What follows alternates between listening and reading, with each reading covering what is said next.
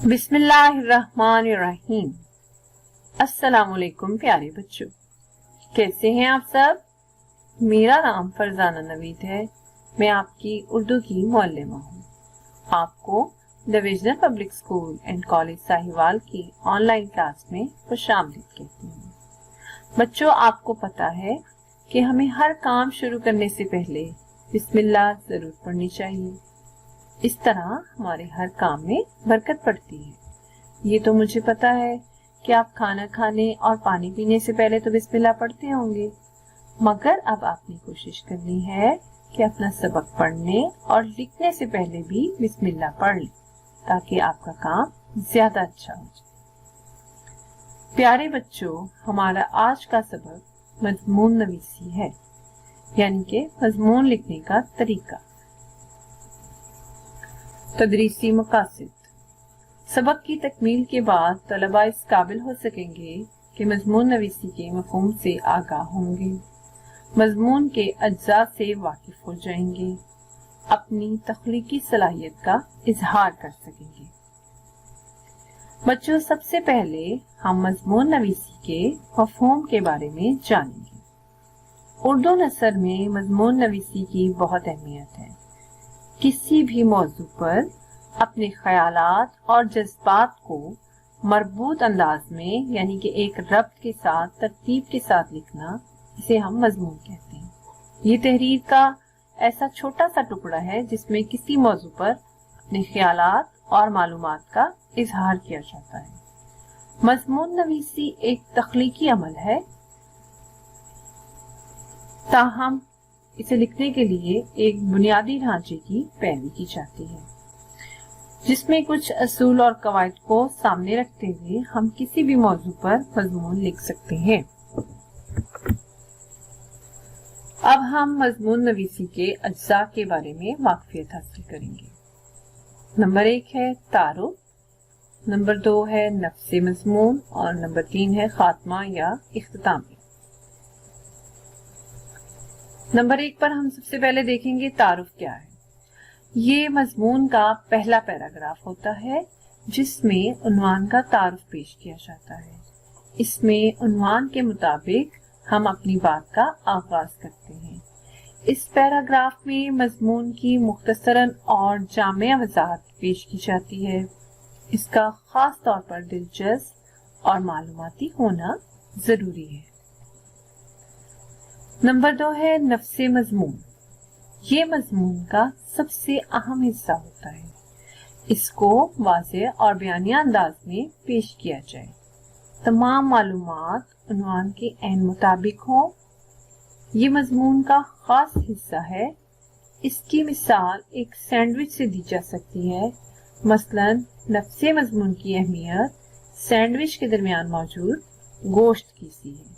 ये तारुफी और इख्तितामी पैराग्राफ के दरमियान एक खास हिस्सा है। इस बात का ख्याल रखा जाए कि तमाम मालूमात मजमून के ऐन मुताबिक हों। नंबर 3 पे देखा है खात्मा, या इसे हम इख्तितामिया भी कह सकते हैं। ये मजमून का आखिरी पैराग्राफ कहलाता है। इसमें महज को समेटते हुए अपनी बात को अंजाम तक पहुंचाया जाता है। इस हिस्से में आप दलाइल के साथ अपना मौक़िफ़ पेश करते हुए मजमून का इख्तिताम करते हैं। मजमून लिखते वक्त अगर आपके ज़हन में मजमून के ये 3 हिस्से होंगे तो आपको कोई मुश्किल नहीं होगी और आप आसानी के साथ मजमून लिख सकेंगे। अब ये कुछ जरूरी बातें हैं। मजमून लिखते वक्त आपने इनका ख्याल रखना है। नंबर 1, मजमून सादा अंदाज में बयान किया जाए। नंबर 2 ये है कि लिखने से पहले उन्वान के तमाम पहलुओं पर गौर कर लें और अपने ज़हन में उसका खाका बना लें। ठीक है। नंबर 3, तहरीर उम्दा और खुश खत हो, यानी कि अच्छी राइटिंग में लिखी हुई हो। नंबर 4 है ग्रामर की गलतियों से गुरेज करें। नंबर 5, गैर जरूरी बातों से मजमून को लंबा ना करें, यानी कि जो बातें उन्वान के मुताबिक जरूरी हैं वो जरूर मजमून में शामिल करें, लेकिन जो गैर जरूरी हैं उनको शामिल करने की जरूरत नहीं। इबारत इमला की गलतियों से पाक हो। बच्चों, आप कोशिश करें कि लिखने को अपनी आदत बना दें। मसलन अगर आप कहीं सैर करने जाते हैं तो उसके बारे में घर आकर जरूर लिखें और फिर किसी बड़े को चेक भी जरूर करवाएं।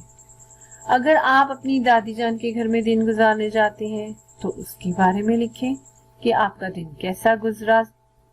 इसके अलावा अगर आपको कोई नया खिलौना मिलता है तो उसके बारे में लिखें कि इसमें क्या खूबी और क्या खामी है और आप इसे क्यों पसंद करते हैं। बच्चे स्कूल का काम तो लिख लेते हैं, मगर इसके अलावा उनको कुछ भी लिखने की आदत नहीं होती। अगर आप बचपन से इसी तरह छोटे छोटे मौज़ूआत पर लिखेंगे तो आपकी तहरीर में रवानी और पुख्तगी आएगी और मजमून लिखना भी आपको मुश्किल नहीं लगेगा। जी तो बच्चों, अब आपकी बारी है। तैयार है ना आप? मैं आपसे कुछ सवाल पूछूंगी जिनसे मुझे अंदाजा हो जाएगा कि आपने सबक कितने गौर से सुना है। ठीक है, पहला सवाल है कि मजमून के कितने हिस्से होते हैं? जी बिल्कुल ठीक, मजमून के 3 हिस्से होते हैं, तारुफ, नफ्से मजमून और इख्तितामिया।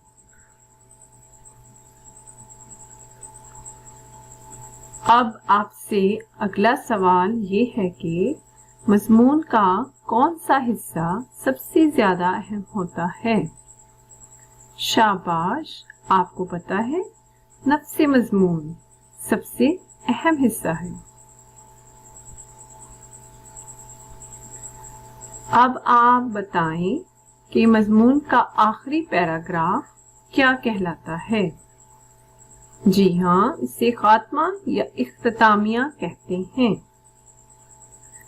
चले बच्चों, अब आप जल्दी से घर के लिए काम नोट कर लें।